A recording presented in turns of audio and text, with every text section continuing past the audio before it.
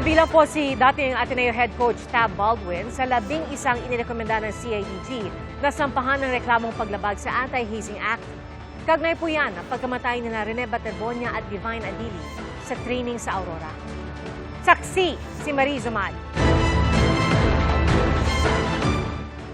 Mahigit 2 linggo matapos ang trahedya sa Aurora na kumitil sa buhay ng Ateneo de Manila basketball players na sina Rene Baterbonia at Divine Adili, inilabas ng PNP Criminal Investigation and Detection Group o CIDG ang 11 pangalan na inarekomenda nila sa DOJ na sampahan ng reklamong paglabag sa RA 11053 o ang Anti-Hazing Act of 2018.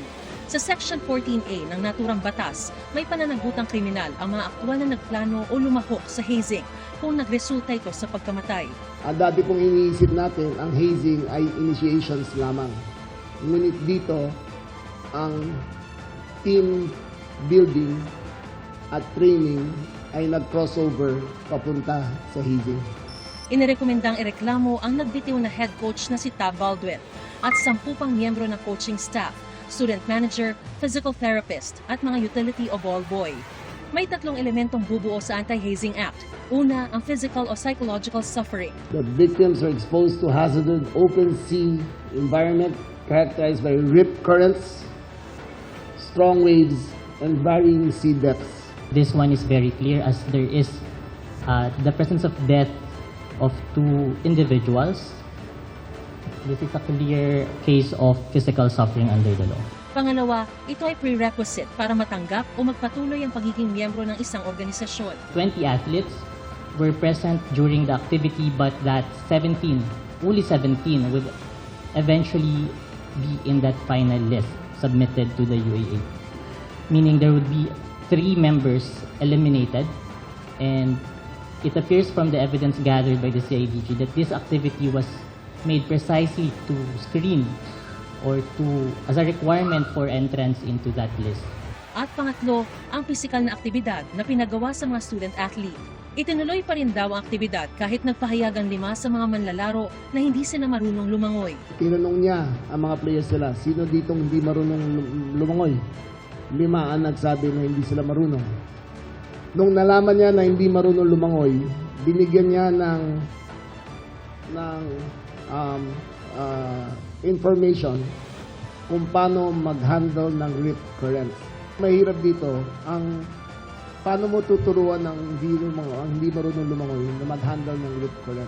Ayon kay Secretary Remulla, maaari raw sanang naiwasan ang trahedya dahil lumalabas sa investigasyon ng CIDG na noong 2016 ay may kapareho na ring team building activity na nangyari na inorganisa si Baldwin para sa Ateneo Men's Basketball Team kung saan may muntikan na rin daw malunod. Sinusubukan pa naming makuha ang panig ng mga pinasasampahan ng reklamo. Hindi kasama sa inirekomenda ng CIDG na ireklamo ang universidad, pero hindi pa raw sila tuluyang absuelto sa kaso. We are just looking into the criminal aspect, but definitely there will be civil liabilities of the Ateneo de Manila because of the deaths of the 2 individuals. Ayon kay Ateneo de Manila University spokesperson Father R.B. Hizon, patuloy silang makikipagtulungan sa iba pang ahensyang nag-iimbestiga sa trahedya. Kumpiyansa raw silang matitimbang ng patas ang lahat ng detalye ng insidente sa pamamagitan ng tamang proseso. Pinaninindigan din ng Ateneo ang commitment nito para isulong ang accountability at kapakanan ng kanilang mga estudyante, habang patuloy na pinalalakas ang mga reformang ipinatutupad nila para hindi na maulit ang trahedya. Humarap naman kanina sa National Bureau of Investigation ang presidente ng Ateneo na si Father Roberto Bobby Yap. Isinumite niya ang mga dokumento na pinasabina ng NBI. Ayon sa ating source, sinagot daw ni Yap ang mga tanong ng NBI agent on case, bagamat may ilang tanong na hindi niya direktang sinagot.